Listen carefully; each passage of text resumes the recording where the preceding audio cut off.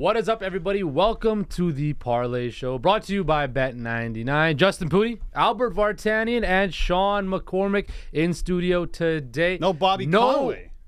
You took the words out out of of my my mouth. mouth. I'm sorry. Go ahead. My bad.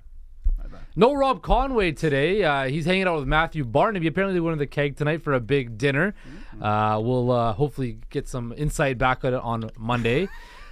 What they ate, breakdown of the drinks that were drunk, and all of that stuff. That's the whole first block. That's on the Monday. whole, There you that's go. the whole first block. The first block is sorted, man. Barnaby will be in studio. Oh, yeah. Have we Monday. confirmed that Right. he will be in studio? Confirmed. Confirmed. Okay, so Matthew 99% Barnaby. chance. That's on you. 99%. That's on you. 99% that Matthew Barnaby will be in studio on That Monday. 1% looms And large, if he is by the not way. in studio and all you disappointed viewers are mad, you can send Yeah, your I'll throw my anger. Twitter up on the screen, throw my Exactly. email. People can send me some Exactly. angry. I'll drop his address too. Oh, jeez. No, No, I'm kidding. Come on, Actually, I don't know, maybe. Anyway, let's speaking of Barnaby, a guy who used to play for the Buffalo Sabres. Some sad news out of Buffalo is longtime icon play-by-play announcer Rick Jeanneret passed away at the age of 81. He had a 51-year career broadcasting with the Buffalo Sabres since 1971-72 till he retired in 2021-2022. Of course, iconic calls throughout the history of the Buffalo Sabres. Of course, Mayday, La Fontaine, all that. I'm not doing any. Best one, one of the best ones. He goes, "'Tis the season, fa la la la la la la Fontaine." I mean, listen, I'm a Leafs fan. We're born in Toronto. Yeah. But this guy's a legend. He grew Yeah. up listening to this guy because we still got the feeds down here of Buffalo games, and listening to him was. You know what really bothers me? I don't even want to get into this. We'll talk about him because he deserves to be talked about. But Yeah. Tuning into the radio station today, watching stuff like on YouTube, on socials, and it's all about who's the GOAT. Is he the GOAT? Is Doc Emmerich the GOAT? Like, it's not the time to talk about that. He's one of the best. The guy has a banner raised in Buffalo. Hall He's of in Fame broadcaster. Yeah. almost every Hall of Fame out there, in the Hockey Hall of Fame as well. Let's just remind people of how good he is. Don't worry about GOATs. Obviously, he's one of the best because we're talking about him right now. Yeah, just a voice that when you heard it, you knew it was him, right? And I think that's what's important when you're a play-by-play announcer. Is like if somebody hears you say a couple words, they know who you are, and you have iconic calls. You just check through YouTube, the Brad May stuff. I watched Andrew Peters fight Ray Emery last night. Yeah. I was just, trolling through Twitter, and I was checking out some things, and he was a legend, and he's going to be missed. And I just thought we should pay tribute to somebody. Absolutely. What a run, iconic. man. And, 1971 to 2022. Yeah, absolutely. Wow. You don't 50 years to do something like that is absolutely incredible. good for him. GM Kevin Adams said, growing up in Buffalo, Rick Jeanneret was not just the voice of the Sabres. He was the voice of our city. He helped foster my love of hockey. Basically also talked about how he was an incredible man and all of that stuff as well. So Rick Jeanneret will definitely be missed, a true hockey icon. Yeah, and he didn't even want to be his goal wasn't to be a play-by-play guy. He was like a disc jockey I was reading. And then one day it was like a junior A team. They're like, our play-by-play guy got sick. Can you do hockey? He's like, we're going to find out. And that was it, dude. Then he became the legend. the legend. That's how I got here. Yeah. Hey, Well, Sean, essentially, yeah. can you talk about this? Hey, I Sean, don't you know. work here? Yeah, jump on in. Maybe. He was also We'll the see. 2012 Foster Hewitt Hockey Hall of Fame Award winner as well. So Legend. Legend. Jonathan Toews. Your buddy. My Your pal. guy, my pal, Jonathan Toews, took to Instagram yesterday, guys, and basically said that he will take some time away from the game of hockey. He's not retiring, though. He said, "I'm not fully retiring, but I'm taking time away from the game again this season." This is a guy who hasn't played a full season of hockey since 2018, 2019. Yeah. The way I interpreted this was there wasn't offers out there that he was interested, right? He didn't come up with the health thing and all that. We understand he had long-term COVID side effects and stuff like that, and of course he's gone through a whole lot of health issues.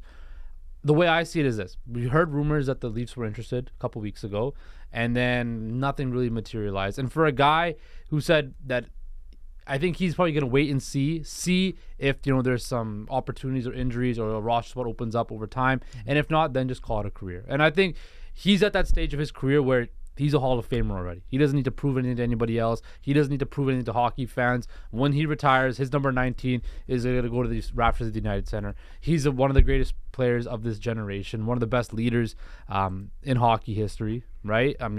Won 3 Stanley Cups, helped Canada win 2 straight gold medals.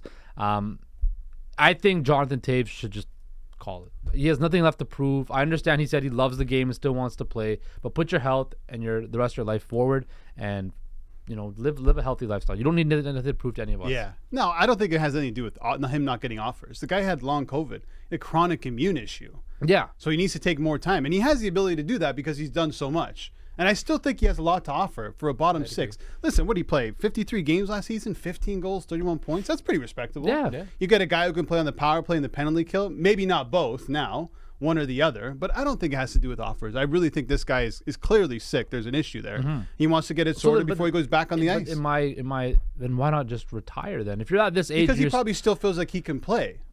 So I get that, but if I'm him, right, and I keep on having these health issues come up every year, right? When's enough's enough? Just that's it. I need to just step away from the game. I know you love it, and athletes are competitive freaks, but just step away from the game and just put yourself and your family first, and just step away. Yeah, I mean, I hear what you're saying, but I think something like this that isn't life-threatening or long-term. I mean, for his health, it's long-term issue that he'll have to deal with. But if he comes back and he can't perform, it's not like it's going to hinder his health further. I think it's just a performance thing. Getting your wind, being in game shape. Yeah. And obviously you're dealing with a lot mentally as well. Like when you're sick for that long, it's a big drain on you mentally and physically. So I think he'll come back, and again, you'll get him at a discount. I would say yes, he'll be back, but I mean, I wouldn't say it's like for sure. I think he could easily retire, like you said. There are 3 cups, a lot of gold medals, great career. I think he'll be back. He'll be back this season. Well, we'll see what happens. Again, Hockey Hall of Famer through and through already. Coming up after the break, we're going to talk some baseball because the Seattle Mariners are creeping up on the Blue Jays. So stick around for that talk coming up.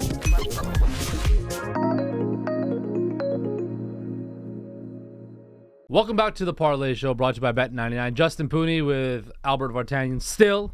Sean McCormick still. We're going to talk some baseball right now because, oh boy, this wild card race is heating up Justin in the American League because the Seattle Mariners are the hottest team in baseball right now. One of them. They are winners of they've won 11 of their last 14.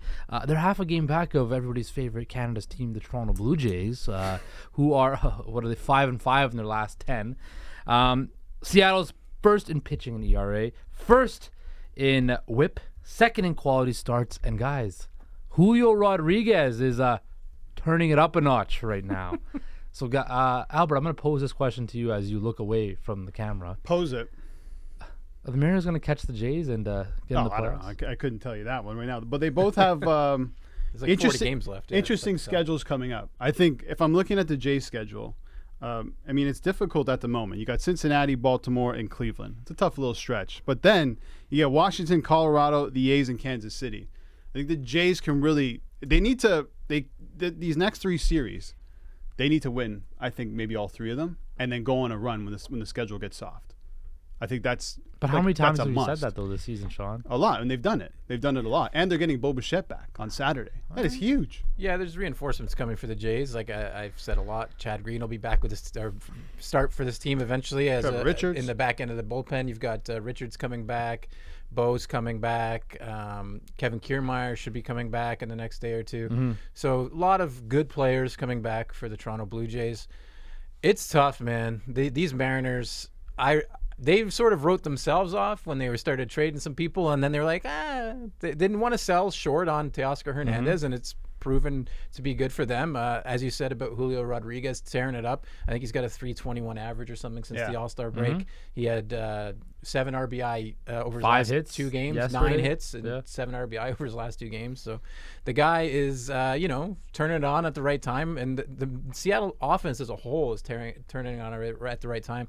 I think 4th in OPS over the last 30 days, top 5 in pretty much every category offensively. Mm-hmm. So I don't know. I mean, they're being more consistent than the Jays are right now. They hold the tiebreaker over the Jays. So, again, I'm a little worried, but like Albert was saying, that soft schedule towards the end of the season when the Blue Jays are going to be hopefully fully healthy it will be huge, and it'll come right down to the wire just like it did last year. Yeah, and I think I wouldn't be surprised to see the Mariners leapfrog the Jays in the next couple of weeks. Like, look, they have the Houston Astros, which is difficult, but then you got the White Sox, Kansas City, Oakland, and the New York Mets. That's a pretty good run while the Jays are playing some tough baseball, right? And the Jays end on a rough schedule as well. Like you got the Rays, you got the Yankees a couple times, Boston Red Sox. So I'm with Sean. I think right down to the end, and it's not a foregone conclusion that the Jays make the playoffs, by the way. No, it's not. And I think when you look at the Jays, my biggest thing about them is they've just been so inconsistent. I think The bats, man. their bats have let them down. Their pitching has, we've seen really good outings, and then their the pitching's been like the best in baseball. I know. I'm saying, but their hitting has not helped them out whatsoever. No, How many times have you come on this show and saying that so and so pitcher pitched 7 innings, one hit ball, and the Jays couldn't get a muster a run or two, right? Yeah. Like that to me worries me because this team, right, needs to hit the ball, and I don't think they haven't done it all season. I don't know if you could just flip the switch like that and turn it around. But like you guys did mention, there's still pretty much a whole full 6 weeks until the end of the regular season. Listen to this stat. This is crazy. So since Bo Bichette went down, at shortstop, since July 31st, 6 hits, 2 runs, 3 home runs, seven total bases. Yeah. Bichette plays an average of 15 games, which is the same amount. 31 total bases, 20 hits, 7 runs. Yeah. 2.5 home runs, Well, 8.4 RBIs. It just shows you how important Bo Bichette was. He was basically the MVP of this team. I understand Paul DeJong was a stopgap, but man, he's brutal, dude. And It's you even have your basically boy an out. Kevin Biggio's on fire right now. Yeah, Kevin Biggio's been playing a lot better of late, but Paul. You know what it is too with these Jays that drive me nuts? It showed me in the last game of that 2-game series against Philly. Man, they're so free swinging still. Yeah. A lot of Javi Baez is on that team. George Springer's swinging everything outside of the zone. I don't know what's going on. A lot of swings and misses. Yeah. Yeah, even Vladdy in important spots. I think it was the 8th inning, goes down on strikes. Goes down. Again, I think this whole season, this slider's been their Achilles heel. They can't seem to locate it and find it, and again, runners in scoring position. We can go on and on about the offense, which is still a pretty okay offense when you look at the numbers. But yeah, just you can't find those big spots. Those hits where you have 3 men on and the bases are loaded, and you just get 2 outs. Instead of the big 3 or 4 run inning, they can't put that big inning together, and that's what's costing the Blue Jays wins. So we'll have to see. It's an important series against Cincinnati, and I think they'll probably win 2 of 3. Hopefully, a sweep, but we'll see. Well, you mentioned Jays are in Cincinnati tonight. They are -160, and the over/under is set at 10.5. So Yeah, big number. That park in Cincinnati is just Is this still called the Great American Ballpark? I believe so. I believe, yeah. What a yeah. name for a stadium. Eh? This the Great American season Ballpark. for the Jays has been such a grind. And listen, I told you off the air. I know the Jays are -160. To me, this is a Pick 'em. a pick 'em if I were to handicap it. Listen, the Yeah. Reds are still they're in the same position as the Exactly. Blue Jays, and only a couple games out in their division as well. Yeah. They have a really good team, stolen the most bags in the bigs. The Jays have problems with that. I think they're going to cause the Jays some serious issues. Yeah, But I'm with you. I think the Jays take 2 out of 3, but it's going to be closer than a lot of people think. They're tied with the Cubs for the final wild card position, right? So there are, No one wants to win in the NL. No, except for the nobody Dodgers. does. Let's go to the NFL quickly before we head to break. Yeah. Sam Howell will now be the Week 1 starting quarterback for the Washington Commanders, beating out Jacoby Brissett, which... Sad times, man. I like me some Jacoby Hey, Brissett. look, Ron Rivera said Jacoby's done everything well. He's a true pro, Yeah. which is basically saying Jacoby's a good backup Ron quarterback. Rivera was saying earlier, he's like, don't sleep on Jacoby Brissett. Yeah, Well, I Ron guess, Rivera's yeah, out he to slept lunch. on Ron Yeah. Rivera, yeah. I'm pretty sure we'll see Eric Bieniemy as the next head coach of the Washington Commanders very soon. Maybe, but Do they still hate him over there? no. I mean, they just couldn't practice. They didn't want to practice hard. The Too Commanders. harsh. Yeah. Yeah, he's too harsh. Yeah. My whole thing about this is I don't think either Sam Howell or Jacoby are like long-term solutions for the Commanders. But Sam Howell was predicted to be a first-round pick. He slid down all the way to the 5th round. We'll see what he's capable of, which I think is important. You have Brissett on an $8 million one-year contract, and you have Sam Howell on like the rookie contract, $1 million until 2025. So see what he's capable of. See if you can build around this guy. I don't think so. But looking back at all the Commanders quarterbacks since Kirk Cousins left, man, it's a list. Alex Wentz. Smith, Josh Johnson, Colt McCoy, Mark Sanchez, Dwayne Haskins, Kyle Allen, Taylor Heineke, Ryan Fitzpatrick, Carson Wentz, Garrett Gilbert. I mean, these guys are not also, starting caliber quarterbacks outside of Carson Wentz when he had that good run. So it's just it'll be a rough season for the Commanders. They've got a fantastic defense, but They got good offensive weapons too. Yeah, I just don't think you'll get the quarterback play that you're going to get. I think like, Terry Sam Howell to me McLaurin is not the answer. Terry McLaurin's an elite wide receiver. Curtis Samuel, John Dotson, John Dotson. You know, they got Gibson. They got Brian Robinson. Brian Robinson as other running back. So look, they got some pieces there. I think the Commanders, if they find out, you know, during the trade deadline or whatever, that Sam Howell's not their guy, make a run at Trey Lance. Sure. I mean, Trey Lance needs reps. What do you have to give up for Trey Lance? 5th round pick, maybe. Are they willing to do that? Yeah, we keep hearing about Trey Lance now. He's Trey Lance training. Trey Lance. Darnold, I think, has leaped him. Yeah, I agree. Like, That's come what I'm saying. on, dude. What are we But talking the about? thing I say about Trey Lance is this: Maybe Trey Lance is better than Sam Howell, but maybe Sam Howell's better than Trey Lance. But the thing is, we don't know, right? Because Trey Lance has never really played, right? He hasn't got game reps. But the Commanders aren't really in a position to give up picks, though. Right? I mean, a 5th round pick is. The NFC. You might just take a flyer on it, right? But the NFC East is strong. It is. I mean, you got 3 don't playoff expect them teams in there to overly compete in that division. Yeah, So yeah. It's the Cowboys and the. You know and who the the Eagles. Commanders could get at quarterback? Nathan Pete Rourke. Carroll. Pete Carroll. We have a video of Pete Carroll throwing lasers and darts This is my at favorite video. Seahawks training camp. If we can pull it up, producer Ellie, as we take a look. This is my coach right here, guys. Look at the pump fake, the happy feet, and slides right at the court. Bang. This is the best. This the one? Yeah, Oh, this this is is the the best one. Look at Thrown across the body. No look. Old Brett Favre right here. that. That was a pick. The best thing about this is that he's 71 Nice. years young. Look in that hustle. Oh, boy. We can pull out of this video here, Ellie, but yeah. But yeah, just that's my coach. Do you right think there. you could beat Pete Carroll in a race? No, Wow. maybe.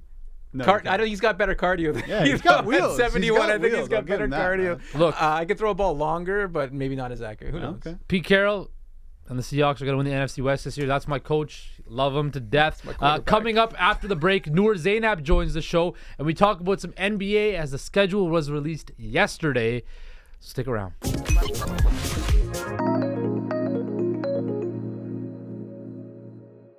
Welcome back to the Parleh Show, brought to you by Bet99. Justin Pooney, still Albert Vartanian is here. And Noor Zainab joins us now. Guys, do you smell that? What the fuck are you Smell trying that? Smells like basketball. Basketball season. Because the NBA released its schedule yesterday. And there's some interesting matchups. Yeah. Let's start off on opening night. The Los Angeles Lakers will play in the Maha City, with the defending champions on banner night, ring night. Yeah, LeBron gets the to see, Denver Banner in the Nuggets. rings, This man. is the I don't second get the- straight night. I don't get the significance of Lakers versus Nuggets though. It was the Western Conference Finals. Yeah, I know, but yeah. The champs. They're the Yeah, I champs, guess dude. Put so. some I respect guess on the And champs. it's name. the champs. Come on. But if you Are we gonna do looking this whole at- narrative again now? The Nuggets don't get enough No, respect. I'm not this saying upcoming Nuggets. season? I'm Right saying now the they just Lakers. didn't. No, I'm saying the Lakers. I'm like, why would the Lakers get to play against? They're in the the Western Nuggets? Conference I mean, Finals. okay, I get it, but It's you know, LeBron. That's all. It's back-to-back it's years. LeBron. It's LeBron. Back-to-back But you know what years. I'm excited for? Suns versus Warriors. Chris Paul making his return to Monty Williams and Well, company. Monty Williams is in Detroit now. Yeah, sorry, my bad. To the city of Phoenix, Arizona. See how they react. See how he does. And I wonder if he's even gonna start that game. And if they'll let him start Find that out. game against his former team. Yeah, I mean, we'll interesting. see a lot of interesting storylines coming up. And the NBA has been kind of on a slow hiatus. Really, it's been normally the NBA is filled with drama, but the last month it's been. Well, Harden picked it up a little bit. Well, yeah, we'll touch on that in a couple Yeah. minutes. But I'm But very. you need a little break, though, Justin, from the drama. Like, yeah, it's true. I mean, this is I love the NBA, but what turns me off is a lot of what happens off the court. well, yeah. the Last drama. year we had the whole free agency stuff, and then in the middle of the summer, bang, Katie's like, "I don't want to be here anymore. Trade Yeah. me or fire Steve Like, Nash." it's entertaining, but It's entertaining, of course, right? Some other interesting matchups, of course, is Christmas Day is the next big marquee day for the Yeah. NBA. Lakers, Celtics, Mavs, Suns, which probably could be the best rivalry in the NBA right now. Bucks, Knicks, Warriors, Nuggets, and 76ers and Heat, who are also, of course, head coached by Nick Nurse, who will be making his return to Toronto on October 28th. The Raptors will open up their schedule at home on October 25th against the Minnesota Timberwolves. Yeah. Who do you think gets booed more, Nick Nurse or Fred VanVleet? Their return. I don't think Raptors fans have any position to boo them. Why? Doesn't Do they care Just about ban being in them alone, they position? probably Yeah. would. But you have no right to boo Fred VanVleet. But it's Why not about not? right, Why? Justin. It's the. What do you mean no it's- right to boo Fred? Why would They you have boo him absolutely for? every What right. would you boo him for? Just because he's not on the team anymore.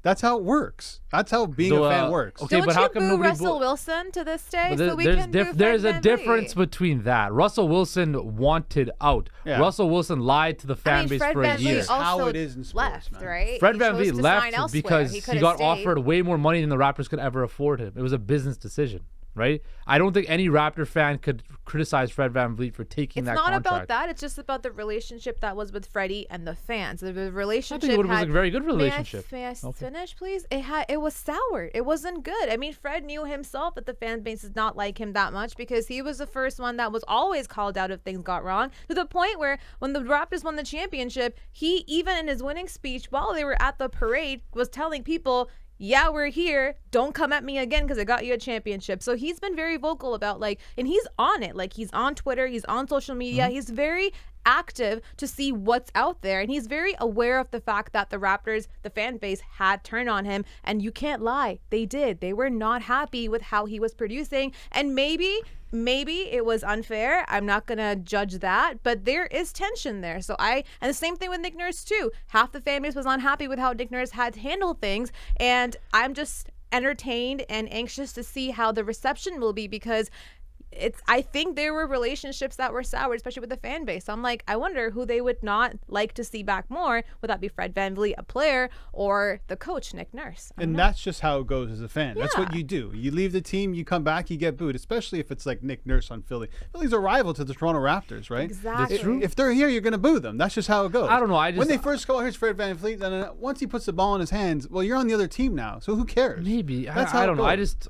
What do you want them to do? Not boo him? Wait, are you actually having some moral No, you policeness gotta boo, to man. you for You gotta once? boo. I'm What all the about heck? that. You leave, you're no longer on the team. See You're you gonna later. boo Harry Kane because he left Tottenham, right?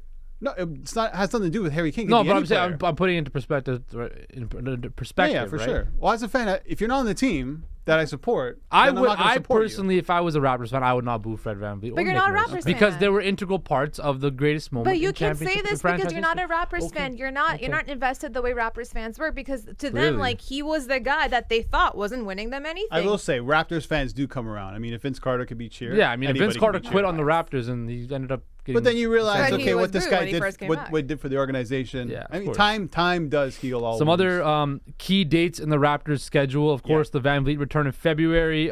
Jamal Murray and the Denver Nuggets will be here December 20th. Kawhi, probably not going to play, but January 26th, the Don't Clippers say are that. in town. Don't put that into your Well, mouth he right might. now. So yeah. that's the first half of a Clippers back-to-back. And so if you're buying tickets, it's something you really need to think about. Okay. Based on the way load management works in the NBA, you have to. Okay, put the percentage on the chances Kawhi plays that night. On the first half of back-to-back, if he's healthy, I would say 80 plus percent. 80 plus agree. percent? Yeah. I'm going to go like 50-50.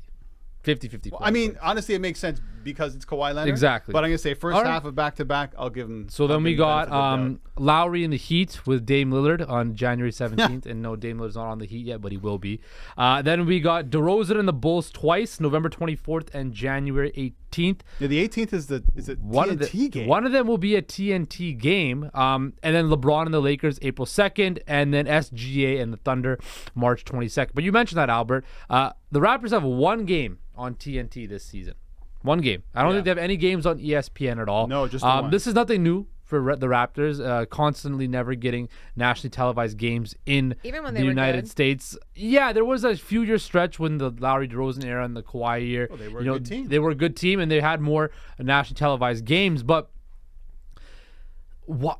Here, you want to see who they're grouped with in terms of teams who have only one Let's hear appearance? it. Let's hear it. The Hornets, Pistons, Rockets, Pacers, Magic, Blazers, Wizards. Not the greatest company. Yeah, well, the Blazers' only national televised game is against Miami the week after the trade deadline, right? So they're playing. I like yeah. this though. I think the Raptors perform better when there's no pressure, and when the lights aren't on them, they're louder. When they're like, "Oh, look at me, notice me, like look at what Yeah. we're doing." So I think I kind of like this, especially because what they're going through and what they're in right now, when we don't even have a direction, don't know if Pascal's going to be part of the team, don't know who's going to be a point guard. We don't know. We have so many questions yet. Where I'm like, I don't want people to talk about them. I don't want them to. Well, be even on if the they're on national national TV. televised games, Well, they're you got- not. it all comes down to viewership and numbers. Yeah. Nobody Exactly. outside of Toronto Raptors fans really really want to watch the Raptors this Exactly. season. Even when the Raptors were a really good team, one of the best teams in the Eastern Conference, there wasn't much of an appetite in the States for the Raptors. That's just the honest And truth. again, it's just because they're the only team up in Canada. And again, the stigma of him being up north in Canada, even though Toronto's on par with like Portland, Oregon, ladder It was a on the foreign map. thing, And also right? think Yeah. about what the Raptors are. They're a bubble play-in team. Do you Exactly. want to watch a bubble There's not- play-in and- team in prime time? Not really. And they don't have a superstar. They don't have a guy who has the charisma or whatever. Like again, say what you will about Scotty Barnes. I mean, he's still young. He's so still young, right? Can't really. Oh, nobody else in the Raptors, right, has cachet, I think, down south to attract viewers, right? No, probably not. No, exactly, Yeah. right? And then they have a new head coach, right? They lost a guy who in Nick Nurse was a well-respected coach around the leagues. Now you have a first-time NBA head coach. So all of that to say that, look, the Raptors this season, it's leaning towards a retool/rebuild, in my personal opinion, just when you look at the how they stack up in the Eastern Conference. And I think Noor's right. Nobody in the U.S. needs to see them right now. Keep them hidden until they're worthy enough to be viewed across But not just worthy. It's just like figure your stuff out Yeah. before you want people to, like be in the darkness. Figure out your Out of organization sight, out of plan. mind. Exactly. Schedule your stuff. You get pumped up, get steroided up in the meantime. and Steroided nobody up. can We're see not you. actually- Yeah, like big. You know Advocate. Do you know not what I'm saying? take I'm not saying steroids. not We're literally, advocating, guys. I'm not Not advocating that. literally. Get the D-ball out. Not the real thing, but But just listen, there's some come good games. Obviously, you got. I think you mentioned Fred, right? Houston's Fred. coming February 9th. You got Wemby, maybe Yeah. February 12th. Dallas, February Yeah, 28th. that's That's the always- second half of back-to-back. I don't think both Kyrie and Luka would sit, but I don't know. You never know with the new NBA. Golden State, second half of back-to-back, and LeBron in April, first half of back-to-back. Yeah. So you'd expect to see LeBron in the first half of back-to-back. He loves the city.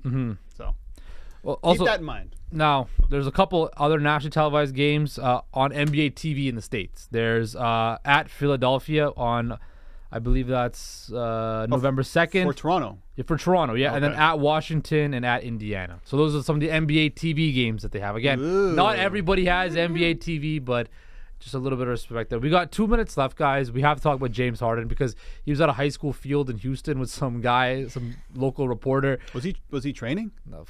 Who knows what he was doing in that high school field. But he basically said it's beyond repair. He's not going to, doesn't want to, basically saying, I want to be traded, continuing on that narrative. Is James Harden just a masterclass at making things difficult and getting his way? Because I actually see my thing was that he can sit out. It'll be Philly's problem. He'll just be like, well, it's about time you have to trade me. But I realize he can't really sit out. He's going to have to So play lose money. because if he's not just lose money, if he sits out, there's a new clause in the NBA contracts now where if you sit out for the season, they can terminate your free agency for the season after. So push then it. he can't go and choose to go wherever he wants to go the season after. And the money that he wants to get is not going to be there because they'll be like, well, you took a year off. You're Harden. We've seen you when you don't play basketball. You kind of let yourself go a little bit. So what is the odds of me getting back the same James Harden that was there putting up assist numbers for the Philadelphia 76ers? So I don't really know what's going to, to me, it's like, if they don't trade him, he's going to be there, but he's going to have to play if he wants to get something done. But Harden is kind of like Kyrie, where if he doesn't want to do something, he won't do it. He's just not going to do it. So I'm trying to think how his brain will work in that aspect where he's like, well, I don't want to play. My pride's on the line now, or I've said so many things. I don't want to even go look at his face or win any games for him. But if I don't play, then there's a chance that I might not play for a good team or the way that I want to play ever again. Yeah. So I don't know. It's very interesting. Albert, you got anything to say in 30 seconds? Players make it seem like they have all the power, but they really don't. The teams always have the power. Comes That's down to true. cash. And speaking of cash, Leo Messi got a whole lot of cash from the Major League Soccer, and he did an interview, and we're going to dive into that more with Sarah Pararia after this break.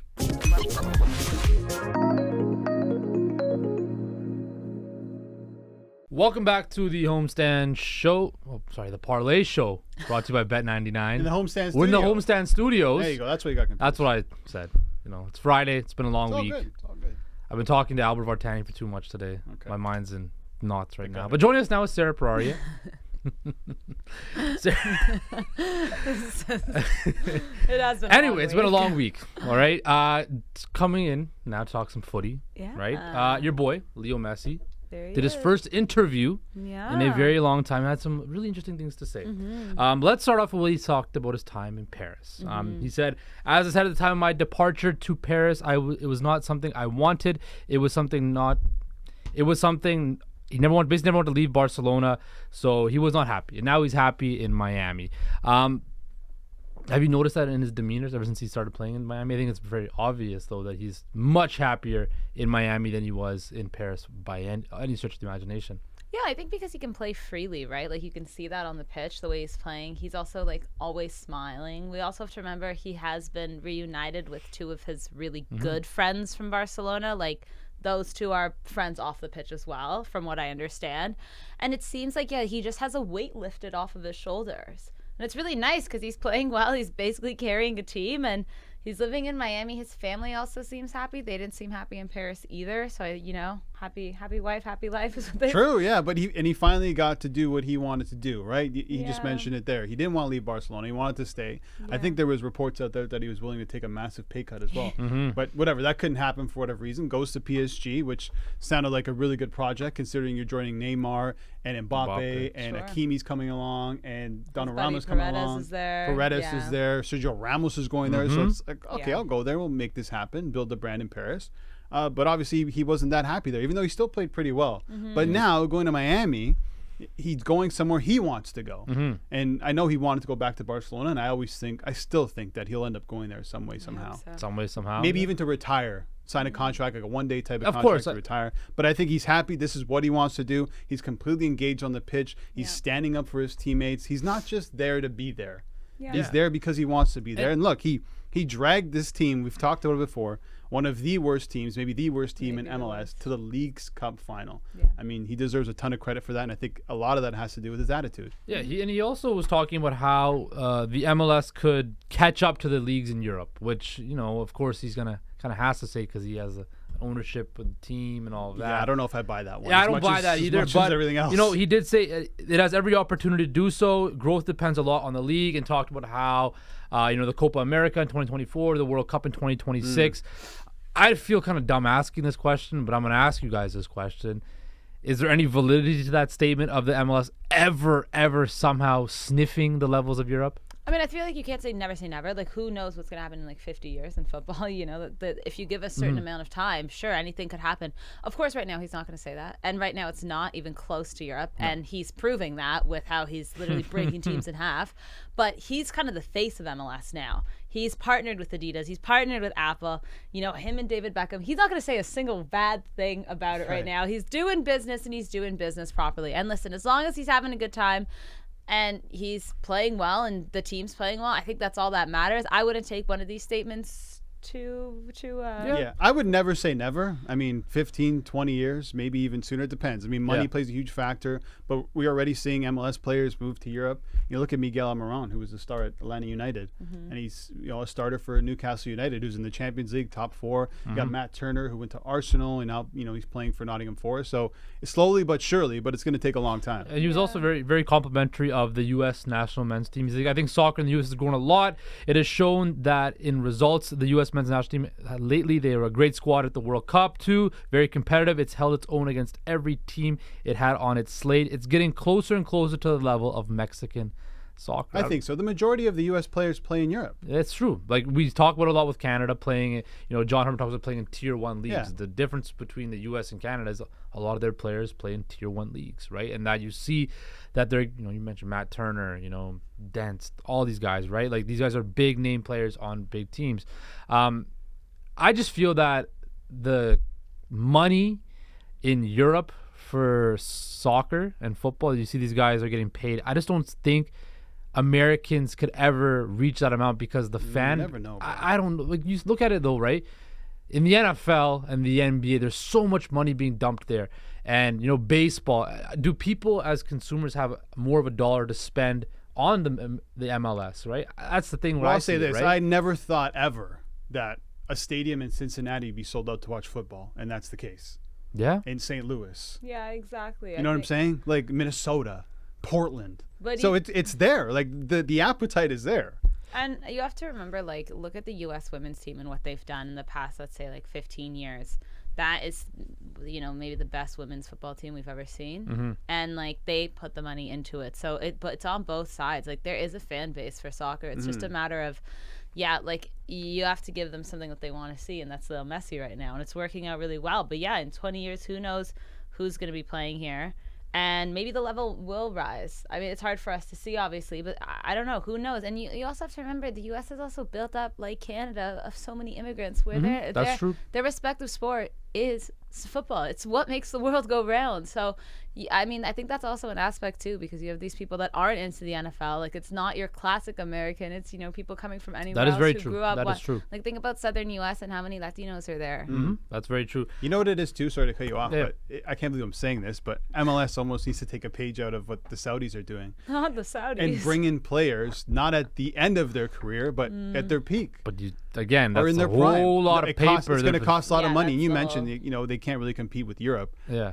I mean, at this point, Europe can't even compete with Saudi Arabia. Yeah, It's but true. Things are changing. Yeah. It's true. Things are changing. And it's a good thing you mentioned that, because the Saudi Pro League is trying to get a UEFA Champions League spot. Yeah. And look, I wouldn't put it past them, because we know UEFA, FIFA, money does talk, right?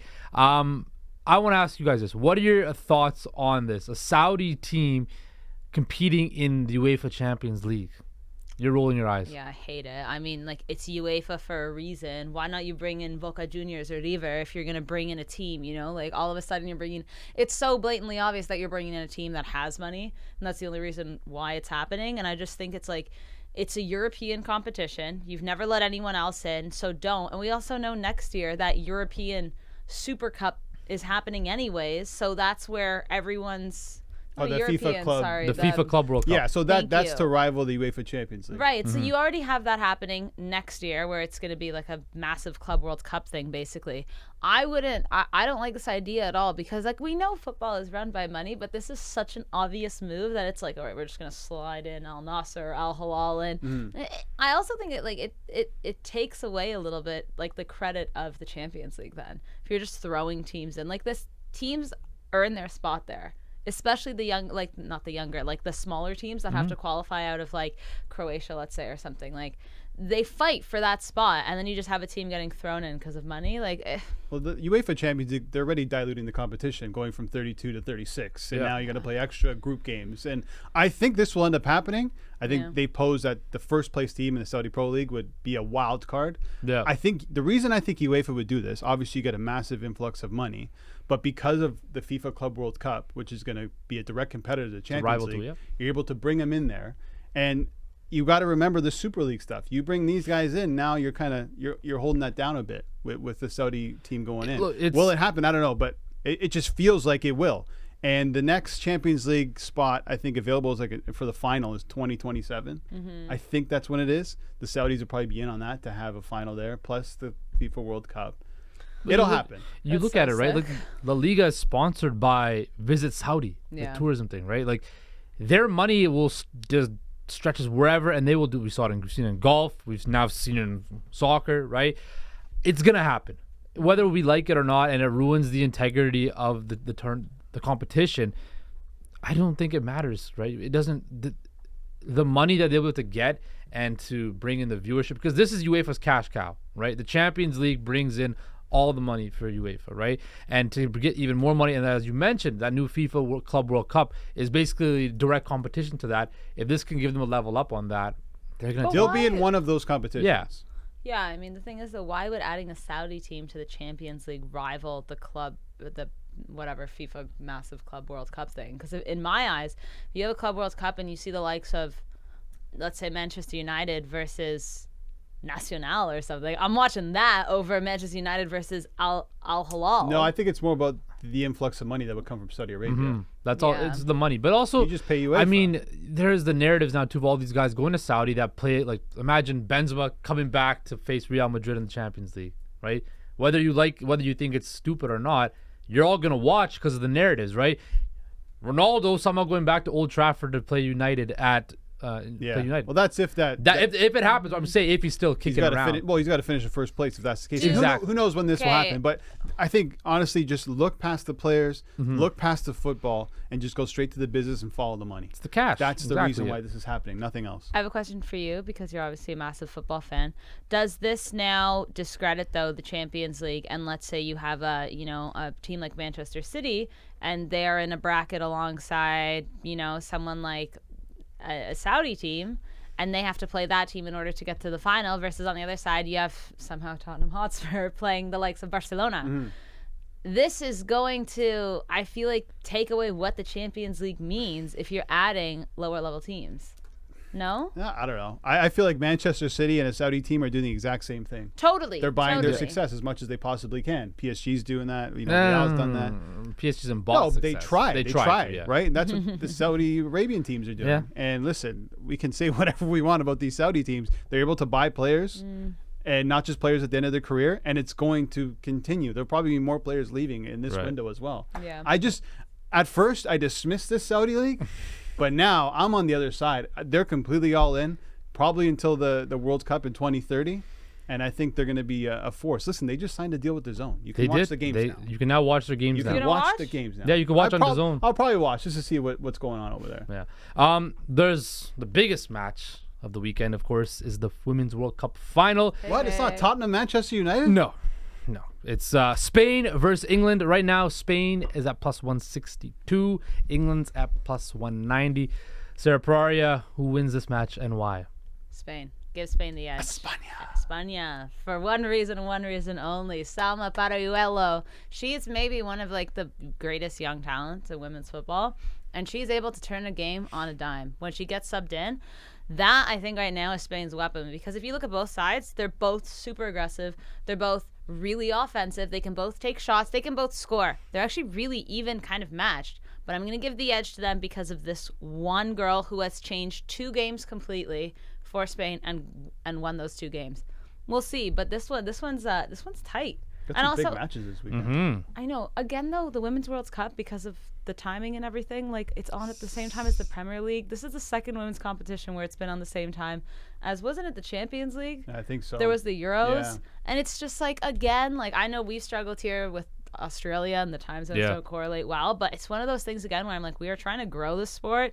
You can't have it at the same time as Premier League games, especially like. I mean, I guess it won't be, right? Because it's actually at 6 a.m. on Sunday. It's at 6 a.m. on Sunday, yeah. Everyone's going to be sleeping. Yeah, it's been frustrating.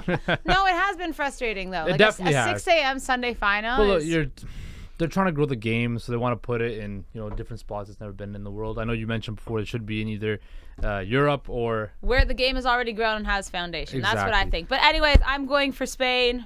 They're going to take it from your 3 Lionesses. I'll go with España too. Why not? Hey, Okay, well, you know where I'm going to go. I'm going with the Lionesses. Coming up after this final break, we're going to have the Parleh, where we're going to give all our picks for the weekend. I think Sean McCormick is back, and hopefully he doesn't have the kiss of death. You've been on a heater. I've been on a heater. And we'll get Albert Vartanian's picks for I got a good the one. weekend, too. So I'm interested to see what we all got. All right. And yeah, like I mentioned, this has been the Parleh Show brought to you by Bet99. Got it right this time. And we'll be back after this break.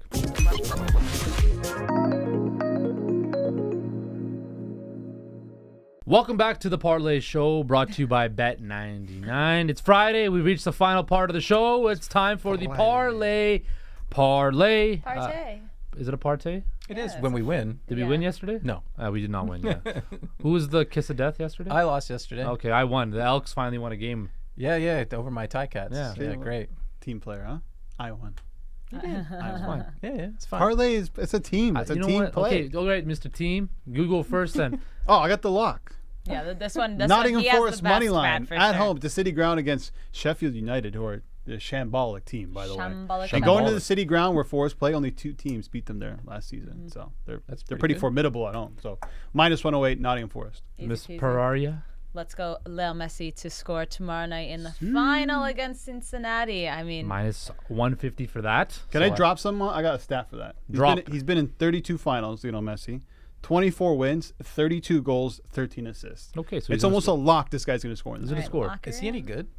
I guess. All right, what do you got? Speaking of great, Aljamain Sterling is great. Wow. On the way to being one of the greatest UFC. bantamweights of all time. George St. Pierre did say yesterday that he is a true champion. Yeah, and he's going to submit Sean O'Malley this weekend. I think he's going to take him down, have his way with him. That's plus 185. I mean, Peter Yan took Sean O'Malley down 6 times in the last fight in a controversial split decision that I think Peter Yan won. Easy work for Aljamain Sterling. I just don't. I assume you'll get the submission. If you don't like it, take him on the money line at minus 250. But I like the submission. I like that pick because I think Aljo, he knows that Sugar Sean can only really stand up and fight, right? Take him down to the ground, make it messy, and submit him. I like that pick a lot. I'm going to go with Manchester United to defeat Albert Vartanian's Tottenham Hotspurs. That one might be the one that we don't hit this. Thank you. Hey, you know what? That's the Why? craziest United one. played horrible in their first match, and they'll come out and want to play a lot better. Way to sell the pick, man. No, they played horrible in their first match. They got They'll eaten alive by the Wolves. They had a penalty that should have been called for them, but choose See, them but you're to thinking beat about the Spurs. past. I'm looking forward to the future. Let's United see. will perform better. Ten Hag will have them playing a lot better. If you add up all 4 of those picks, it's plus 2085. You put down $10, you could win $227. Or we put 100 bananas. Or put 100 bandos if you can do that. Anyway, Let's make some money. For Albert Vartanian, Sarah Pararia, Sean McCormick, I've been Justin Pooney. This has been the Parleh Show brought to you by Bet99. Take care, everybody, and enjoy your weekend.